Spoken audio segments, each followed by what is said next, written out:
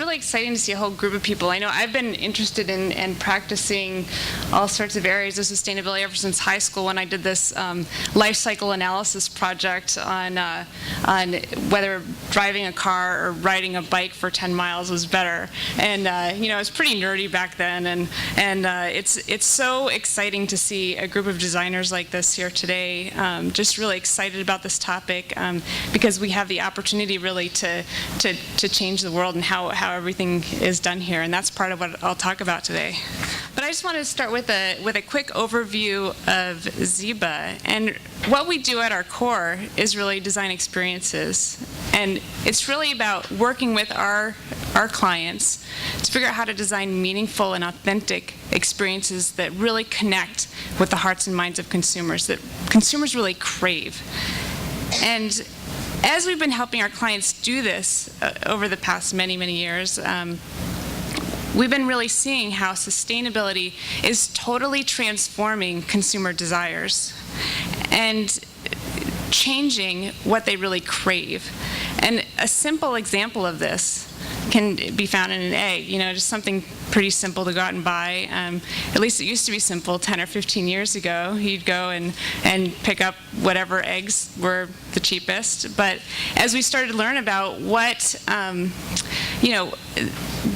the chickens are eating, it kind of comes out in the eggs somehow, and maybe we want ones that are fed organic feed, or maybe we understand better that eggs that are shipped from Ohio to us here in Portland, there's probably a lot of fuel that was used to get them here, and maybe that's something that we don't want. So there's suddenly all these considerations as we're becoming more educated and enlightened about what goes into the products that we use and eat and make, that we're demanding different choices, and really our desires are totally changing.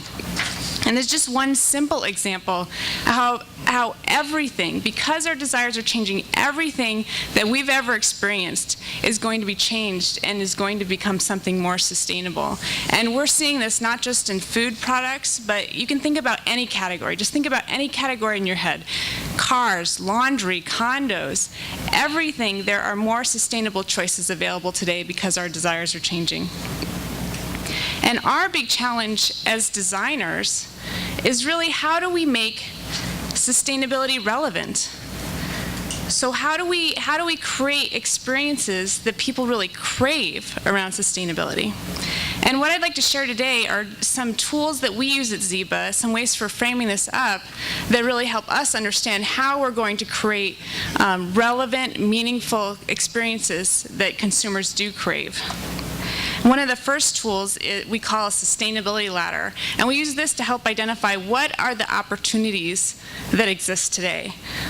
So whatever category we're working in, first we'll map out what is the most sustainable choice available, and then we'll look at what is the preferred consumer choice. And it's quite often that these are not the same item. I mean, once in a while it'll happen it's the same thing, but usually there's some sort of gap there. And an example of this is, if we were to take lighting for an example. So the most commonly available sustainable choice is a compact fluorescent bulb. And yet, still, the preferred consumer choice is an incandescent. Like, why does the Energy Trust have to not only give us compact fluorescents for free, but actually come to our house and change them out for us before they leave? And why, if they cost that much less to operate and they last that much longer and there's all these great benefits, why are we not all switching over? And really, there's if anybody's, we've all used a compact fluorescent or seen one, and there's definitely some experience gaps happening there. They kind of flicker, they sometimes buzz, the color quality is not so good. So really, there's a reason why that gap still exists. And what can we do as designers to help close that gap? So the next step that we go through, after we've identified where's this gap happening, we really need to start understanding our customer. What are our customers' needs and desires, and what's causing that experience not to be, why aren't they choosing the most sustainable consumer choice, and how can we get them there? And so the first thing we do is we kind of broken customers up into 3 major groups, the mainstream, the trendsetters, and the visionaries. And the first step is to understand where is the customer right now, and then how is sustainability relevant to that customer. So let's go into a little more detail about who these groups are. So the mainstream audience, we found that they're really more interested in efficiency and health. And so this is more like, how can I save money, save time, make sure my family and my kids are safe? The trendsetters, it's more about beauty and status and belonging. How can it be cool and yet be authentically sustainable? And then there are the visionaries who are really into esteem and ethics. And these have to be really meaningful choices that they're offered.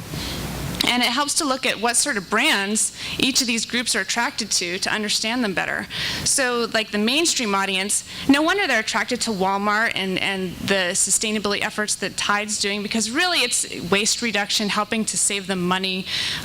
They're attracted to things like O Organics because it's helping keep their kids safe. And then trendsetters are just really attracted to things like Whole Foods and Method because they're offering these really cool, great experiences and yet authentically offering something that's better from a lifestyle and sustainability point of view. And then there are visionaries who are more into, they're willing to put their money on the line, they're willing to put that extra effort forth, they're paying the extra prices for Patagonia for now, and really doing what it takes to feel authentically that their choices are representing their values. And I just want to share one example of how Ziba has done this. And I don't know how many of you have noticed there's a new building going up at 4th and Harrison in downtown, and it's called Cyan. And this is a Girding Eadlin development. And we worked with Girding Eadlin to really figure out what the leading idea for this development was workforce housing for the creative class. And this is workforce housing. You originally, think of like policemen and construction workers, but really this is a whole group of people, and I think most of us might fit into this classification that are really, using our, college degrees to make our money and to contribute to society. And we're not really buying into the traditional image of that workforce housing may have been before, the white picket fence. This just not really what's attracting people. This is a group of trendsetters. They want something that's meaningful and cool, but also functional for them.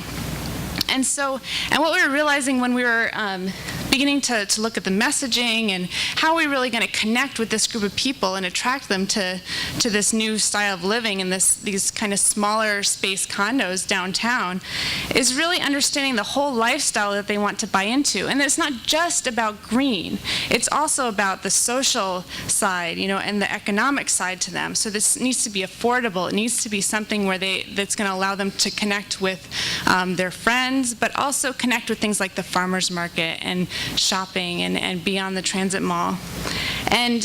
And still, we're offering them kind of a smaller space, but in the end, it's a much richer space, a richer environment that they get to live in. And so the whole messaging that we did around this in developing the sales office and the website is really around less is more. Realizing that in a smaller footprint space, you can be, saving a lot of resources, your own resources, the Earth's resources, but still gaining so much more because they're connected into all the public transit. There's just all this rich environment around them, and they're right in the middle of everything. And this is a really rich experience that's attractive to this the new creative class workforce. And so, we developed this website, and then as well as the sales room, and then also the one thing that Girding Eadlin does for all of their buildings, and this is especially attractive to this group of the creative class, is really understanding what is the actual impact, and how do we help communicate that impact, that lessened impact of this move from the suburbs or wherever larger dwelling you might be in to downtown, where it's smaller, but you're having all these savings. And so for all of Gerding Edlund's developments, they have this livable place index that describes, how many kilowatt hours are saved for this whole building because people moved here instead of living someplace else. How many pounds of CO2, how many showers saved, how many acres saved. So it's really helping the residents understand what their impact is, what their positive impact is by collectively living there and changing this habit. So that's just a quick overview of how some things that Ziba is doing to really create better and more sustainable experiences that customers really crave. Thank you.